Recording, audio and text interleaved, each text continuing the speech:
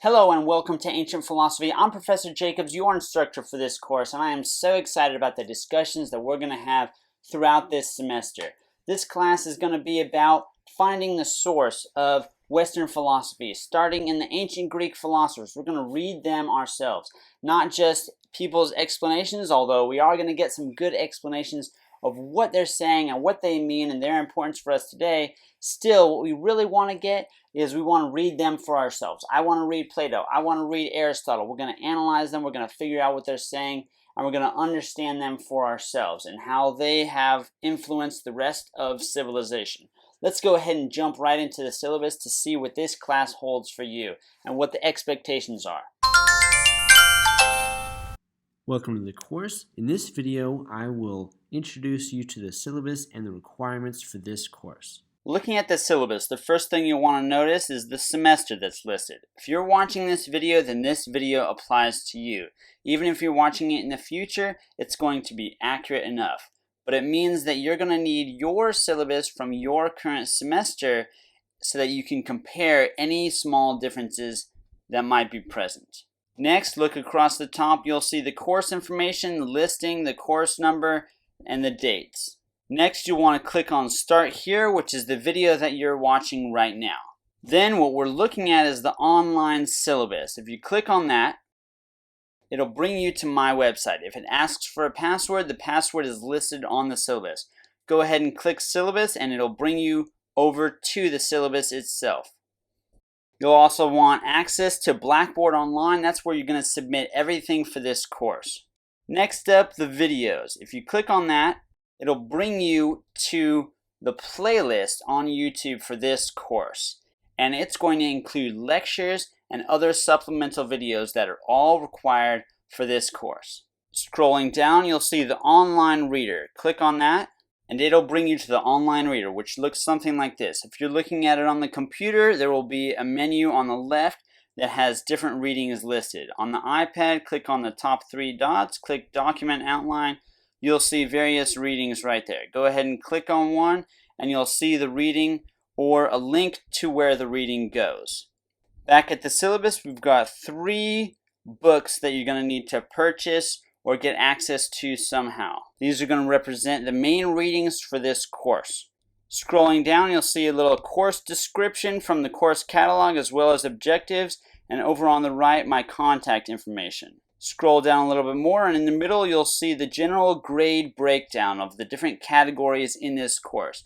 If your syllabus in the future has a little bit of a different breakdown, that's okay. Just stick to the syllabus that you see for your semester. Next up, over on the left, you'll see just a couple policies. Plagiarism fails the course, and also ask for any special accommodations that you might need. Then over on the right is just another warning that this is an online syllabus. I want you to get access to the online syllabus, not just the downloaded version, but the online syllabus. That way, if any changes take place and I announce any changes, you'll see the changes taking place in the online syllabus. Also, any hyperlinks to any external websites, you'll find those by just clicking on them in the syllabus. Scrolling down to the next page, we've got the requirements. Over here on the right, you'll see that the due dates are going to be on the calendar down below. Everything you submit is going to be submitted online. And for late work, I do not accept late work. Generally speaking, if there's some sort of extenuating circumstance, a medical emergency, I'll take it on a case-by-case basis. You want to pay special attention to the readings because you have a few different sources where readings are going to take place. In the course calendar, I will have listed AGRP, which refers to the introductory readings in ancient Greek and Roman philosophy. That's going to be the large part of your primary source material. Then you're also going to be reading from Kenny, which is Ancient Philosophy, A New History of Western Philosophy, Volume 1. Try to find that on Amazon if you can't find it in the bookstore. A lot of your readings are going to be from there, and that's going to explain what you're reading from the philosophers themselves. This is going to be your main source of secondary information that explains the philosophies that you're learning. And then occasionally there's going to be other readings that I want to add or modify or whatnot. Click on the online reader like I already mentioned in order to find those extra readings. That'll be listed in the course calendar as well. last, we have a book that's for the book summary, which we'll see down below. Scrolling down is just a mention again of the videos. Make sure that you watch them because they are required. The weekly quizzes cover all readings and videos for the present week and any past week. That means it's cumulative. The same is going to be true for the tests as well. Week 5 quiz is going to cover weeks 1 through 5, not just week 5. So take detailed notes, and just because something isn't asked in one week, it might be asked later on. The quizzes are multiple choice, they're open book, not timed, and they're submitted online. All right, they're going to be submitted on Blackboard, and the answers are going to be available after the due date. The important thing to remember is to take notes for these quizzes. Take detailed notes of all of the videos, all of the lectures, all of the readings. Because if week 5 quiz asks you about a question from week 3, you don't want to have to go back and reread something that you read a long time ago. Next up, tests. There's going to be a few tests, cumulative, like I mentioned already, online, but you need to study. Past semesters show that students who don't study for my open book tests are going to get lower scores. You still have to study for the tests, even though they're open book. Next up, we've got the book summary. Basic instructions right here. Each week, read a couple chapters from the book that's required, and you're going to write a detailed summary of each chapter. I've got an example that you can click on, and then later you're going to submit it on Blackboard as a document. Here's some more details about the summary is what I want you to include.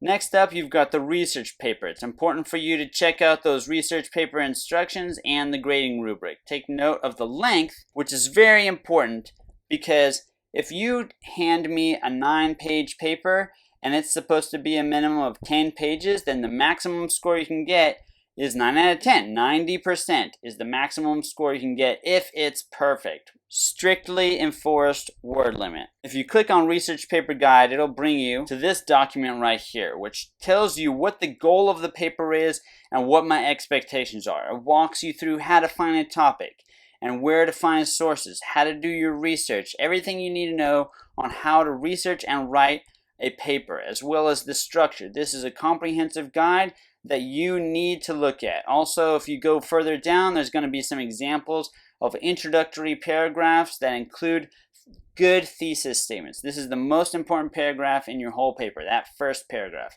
Make sure to nail that, read this whole document thoroughly. Go down a little bit further, and there's going to be a Chicago style guide. I don't require a lot, but here's what my expectations are. Jumping back over to the syllabus, you'll want to click on the grading rubric to see what my specific expectations are. The grading rubric looks a little bit like this. You'll be able to see something like this, but not as detailed online on Blackboard as well. Make sure to look at every single category, every single description. I know that it's a lot of information, but you have to do it. The reason is because it's very easy to miss 5% on your paper grade just by missing one of these categories. Read each of these categories. And an especially important one down near the bottom is counter arguments. You need to present the opposing side, somebody you disagree with, and show why your view is better. That's an important aspect of this research paper, is to genuinely and fairly acknowledge and describe a different opinion and show why your opinion has more evidence, more reason, more argumentative power. Back over on the syllabus, I also give extra credit. That's another book summary. Go ahead and read that other book summary and submit that book summary at the end of the semester. Now, I encourage you to start early. Don't just start at the last week of the class, because then it's going to be too late to read a whole book and write all of the summaries for each chapter that you're going to need. Scroll down further and you get the course calendar. If you want to look at the academic calendar, go ahead and click on it at the top. The two major sections are the readings and the videos. You've already seen the link to the videos, but what I want you to especially notice is that, at least at the moment, some videos are still being made. They will be added to the list later on. If you're watching this in a future semester, then you're not going to see that. All of the videos are already made and listed. You can see that each week a quiz is going to be due. Now you can see in the middle you've got all of the readings for this particular week listed, and each of the different books that you can find them in. Sometimes it's in the online reader, sometimes you also have handouts that you need to look at, and I even give advice. Go ahead and start reading for your book summary. Each week you're going to need to stick very closely to that reading schedule. I have them in a specific order, so try to read them in this particular order. That's the way that they will make the most sense. And they go along with the videos. It's okay if you watch the videos first, because the videos will help you understand the readings even better. So that might be an easier introduction to each of the topics. If you go ahead and watch the videos before you do the readings, you can do it either way you want, but make sure you take a lot of notes for both the videos and the readings so that you'll be prepared for the quizzes and for all of the tests. That's all I have for you in this video, and I hope you email me any questions you might have, big or small. Don't be shy. There's a lot of questions. I might not have explained things perfectly well. Make sure to email me if you see any sort of discrepancy between the syllabus or the video or Blackboard or whatever you might have. Some sort of typo, feel free to let me know. Maybe I'm the one who made the mistake, but I want to make sure to clarify everything for you. Again, I'm here for you. I'm here to explain anything, whether it's philosophy or how the course works, assignment expectations. Just give me a shout out.